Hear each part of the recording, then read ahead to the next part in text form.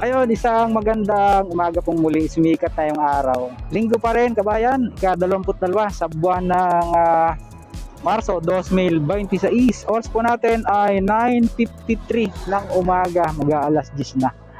Ayan, kasalukuyan, nandito naman tayo sa lalawigan pa rin ng Laguna, particular dito po tayo sa bayan ng Alaminos. Dito po sa Barangay San Juan. At ang atin naman pong ibabahagi sa inyo, ito pong Alaminos, San Pablo City Bypass Road. Alamin natin, after a month na maraming mga buwan na hindi tayo nakapasyal dito, ay alamin po natin yung mga latest development dito, kabayan. At yan pong ating nasa left side, yan po ay SLEX TR4 na. Ito po yung bagong landmark dito, hindi na po siya Petron, mayroon siyang bagong Jollibee dito, ayan nasa panulukan sa mismo nitong bypass road. Nakalagay dito sa advisory, all types of heavy vehicles going to Lucena City and Lipa take a bypass road. Okay. Yan na yung SLEX TR4 sa taas. At napansin ko, kabayan, paki-comment nga lang po mga kabayan kung itong mga street lights na ito ay dati na parang ngayon ko lang siya napansin parang bago lang siya, di ba, Ayun, as much as possible, bubuuin po natin yung ating video hanggang doon sa San Pablo City, sa may barangay San Vicente. Doon po kasi siya tatagos. Alamin natin ano pa yung mga challenges, or kung ito ba ay pwede nang gamiting alternate route ngayong holiday season, itong Quaresma o mahal na araw nila, tingnan natin kasi sinurvey ko na dyan sa may bandang San Pablo, ay mukhang yung isang bahagi dyan sa may barangay San Miguel ay hindi pa napapadaanan. So hopefully yan po ay buksan pansamantala kahit ngayong holiday lang, kagaya po nung mga ginawa nila dati, para maibsan naman yung traffic dito sa San Pablo saka sa Alaminos particularly. And then ongoing po yung repair ng dalawang tulay na magkasunod rito, yung San Juan Bridge tapos yung Palma Bridge. So tingnan natin. Tapos mayroon po tayong nakitang mangilan-ngilan na ini-espalto. Sana espaltohin lahat. Ganda. Nakita niyo, kabayan, napakakinis. Ito pong nasa left side natin, bakod na po ng TR4 yan, SLEX TR4. Sabi ko nga sa inyo kanina, yung huling vlog natin dyan, nakaparallel po yan dito.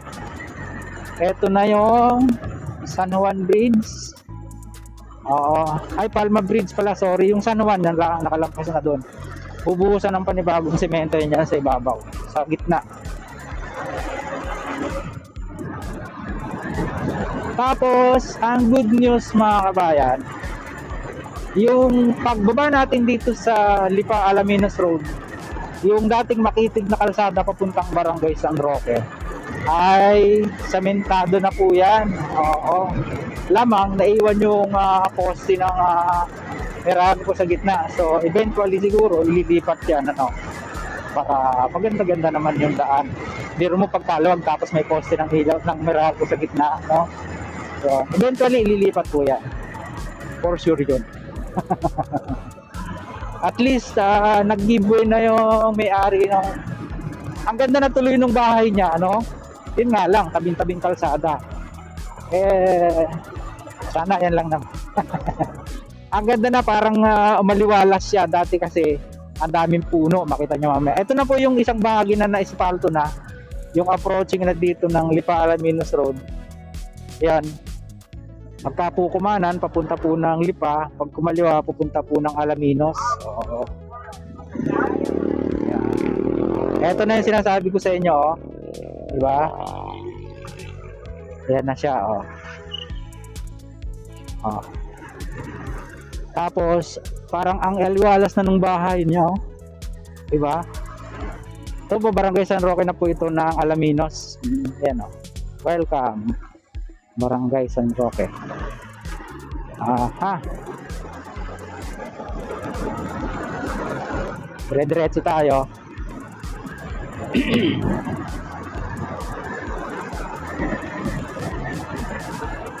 Pero eventually mga kabayan, pag ito po ay natapos ng 100%, napakaganda po nitong alternatibong ruta, yung mga uuwi ng Quezon province at saka ng Bicol region, no?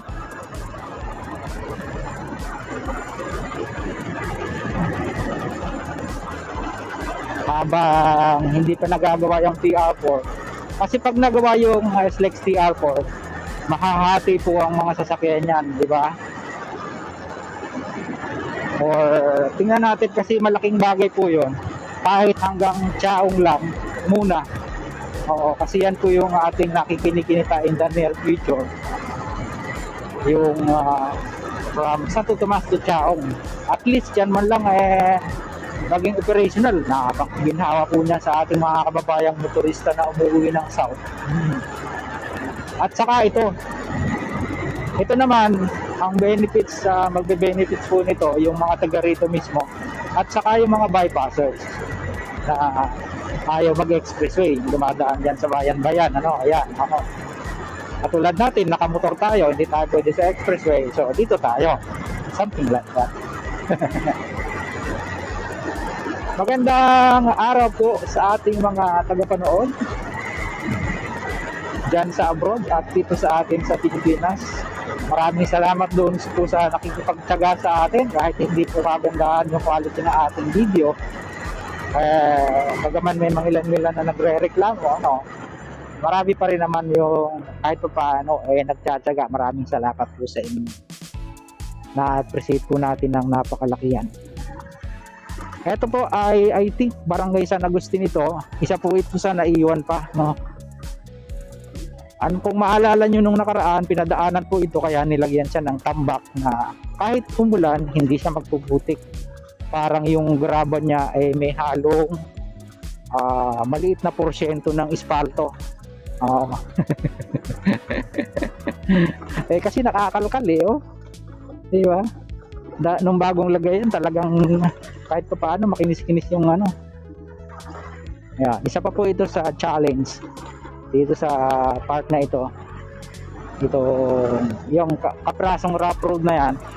Tapos dire-diretso po tayo hanggang dyan sa Barangay San Miguel, nito pong San Pablo na, ano. Tapos dire-diretso na po tayo dyan sa marami pa pong mga barangay kasi ng San Pablo yan nadadaan natin, hindi ko natin kabisado lahat. Pero yung pinakadulo nito ay Barangay San Vicente. Marami-rami na rin po tayo i-vlog dito, mga kabayan. Ito na po yung sinasabi ko sa inyo, na mayroong part na inispalto. Imagine kung lahat ganito, napakakinis ang kalsada, oh. Diba, no? Sarap niya. Sarap niya. Ba, mahaba yun. Baka may 1 kilometro yung espaltado na yan, oh.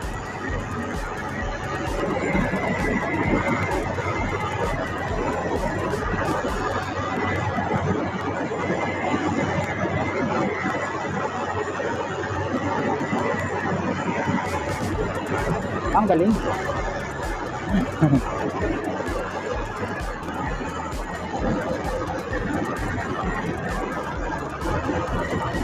Ayan, approaching na po tayo ng Barangay San Miguel. Bilis lang, di ba? Mula doon sa panulungan ng Lipala-Minos Road. Saglit na, dito na tayo. At ito po ang maganda rito sa lugar na ito. Ayan, medyo payat nga lang yung papaya niya. Masyadong malimit yung pagkakatanim. Pero siyempre, diskarte nila yan. Tapos, ito pa po yung isa pang challenge niya na supposed to be, dapat ito ay samentado na rin. Pero, yun nga, yung isa sa ginawang paraan dito, short term solution, yung nilagyan po siya nitong tambak na may halong ispalto, tingin ko, no? Kasi may itim siya. Hindi nga naman po ito nagpuputik pag tag-ulan nung unang lagay. Ewan po natin ngayon kasi nadurog na oh. May mga nagdarang kasi dito medyo mabibigat. Ito po yung dadaanan niya, residential siya. Medyo siguro hindi pa masyadong nagkakaayos sa right of way. Kaya maging dyan po sa kabila, tingnan nyo. Isinarado nila, nilagyan ng barbed wire. Ayun, nakalagay road close. So, pero nakita natin kanina, nakakadaan naman po yung mga motor. Tingnan natin. Tapos, yan po, papunta na po ng San Pablo proper yan. Tapos, ito, pakanan, papunta po ng mga barangay pa yan dito sa looban ng San Pablo. Yan na.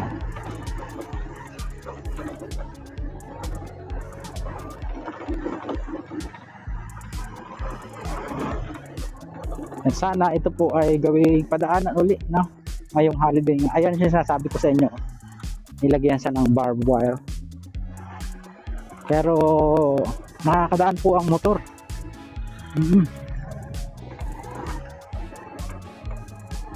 Yung tulay tapos na pero wala pa siyang tambak kaya pahirapan yung pag-akyat. Ayan o. Excuse me po.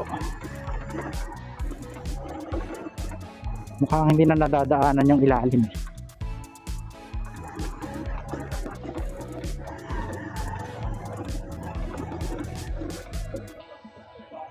Kaya bossing.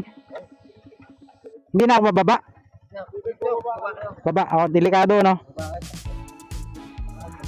Nagtumbling. Lusong pa yun. Ay, mahirap pagpalusong. Malon nga lusong. Dami na meron.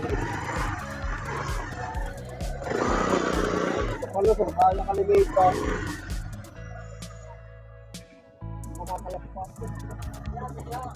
Thank you, bossing. Yan. Gawa na itong tulay eh. Kaya lang yun nga.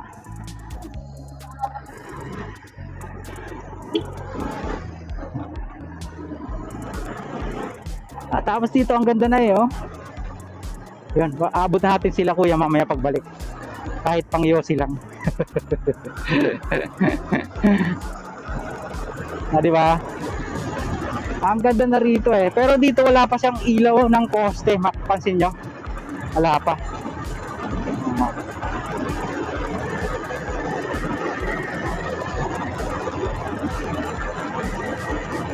Nakakalimutan ko na naman yung mga lugar-lugar. Kalibasan, matagal-tagal tayo hindi nakabalik dito.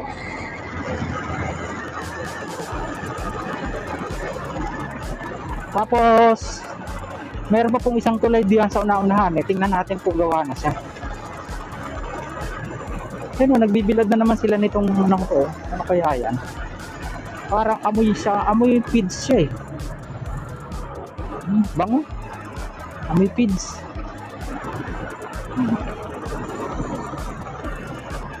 Maraming lansonesan dito sa Karambutan. Ano, lansones eh. Slow down. Hindi pa siya napapadaanan pero tapos na. Ayan no.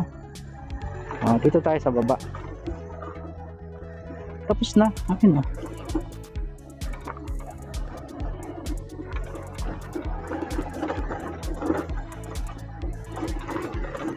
Ala pong putol yung ating video. Uy, may bato-bato. Nagulat ako. Dire-diretso yan para maalala natin kung gaano katagal yung biyahe pag nakamotor, no? Kaya hindi pa rin tinatanggal yung scaffolding. Pero tapos na siya. May buhos na ng semento sa itaas. Meron na ring rip-rap dito. Diba?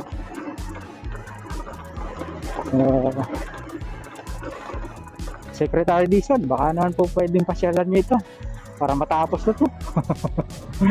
Diba no? Share nyo po kay Secretary Dizon to video natin para mapanood niya. Bagaman mayroong mga part na magaganda na, yun ay ina-appreciate po natin, pero may mga part na hindi pa. Siguro 80%, something like that. Sa estimate lang po natin yun. Hindi tayo masyadong magaling sa sa datos eh. O, estimate lang po yun. Rough estimate ika nga. Ito po ay isang barangay road na naman, nakalimutan. Lagay ko na lang sa screen. Nakalimutan ko na naman eh. Dati kabisado natin yan eh. Tapos, una-una ng kaunti ay SLEX TR4 na po uli yan. Dito tayo dadaan sa ilalim. Maganda na, may riprap na. Papunta na po ng Chaong yan. May riprap na, at the same time mayroon na siyang coconut. Pinakang retaining wall niya. Yan. Diba? Ang galing. Magmula dito siguro mga 5 kilometers pa hanggang doon sa San Vicente. Nawala na yung ulap na nakatabon sa ano,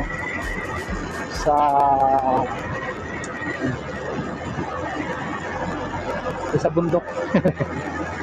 Diba nasabi ko na kanina, nalimutan ko na naman talaga naman ako.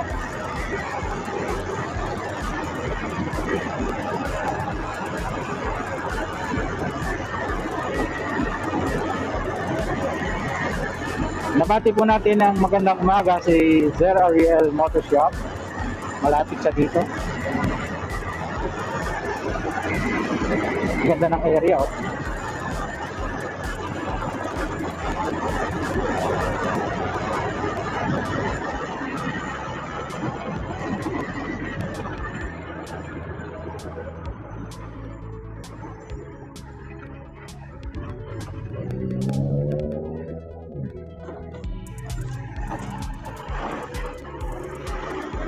Diba, typical na probinsya, nilalagay ng court sa gilid. Mga ganun sa amin eh. Halimbawa sa bihira, sa sakyan na nagdaraan, pwede ka maglaro ng basketball sa gilid.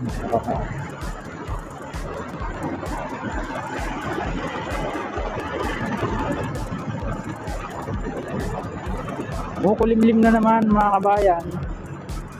Pero patapos na po tayo, kaya sana ay tuloy-tuloy kayo makipagtyaga sa atin, no?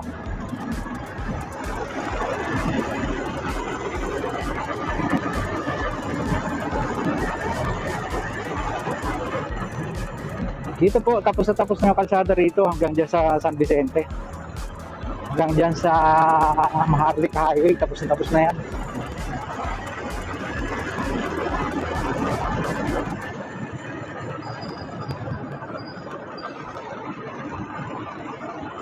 Ayun naman, dire-diretso yung biyahe natin, di ba? Yun nga lang, may mga ilan-ilan pang challenges.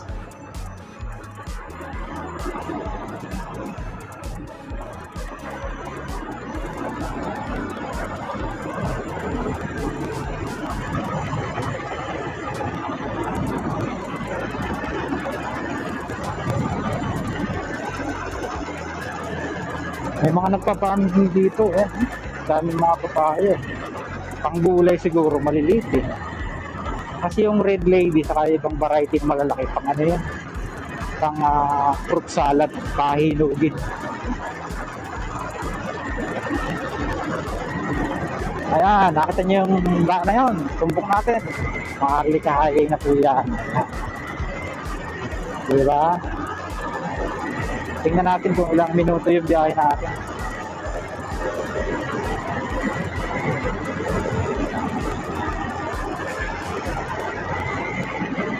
Pagkumanan, papunta po ng Chaong all the way hanggang dyan sa papunta ng Southern Luzon area. Tapos pag kumaliwa ay papunta po uli ng city proper na San Pablo. Bulaluhan Hiwan, ayan, yun po yung landmark nito. Kung kayo ay galing dito sa south, makikita nyo naman sa kanan, Bulaluhan Hiwan. So hanggang dito na lang po muna yung ating vlog na na-share sa inyo. Dito naman sa Lipa, Alaminos, Alaminos, San Pablo City Bypass. So, sa mga ilang napag-uwi sa ating munting channel, sana huwag niyo kalimutang mag-like at mag-subscribe, pakipindot po ang notification bell para lagi po kayong updated anytime na mag-upload po tayo ng video. Ito pong muli si Kabayang Alex, lagi nagpapaalala, mag-ingat po tayo, lagi tayong nanalangin. Salamat po. See you po in my next vlog. God willing. At salamat.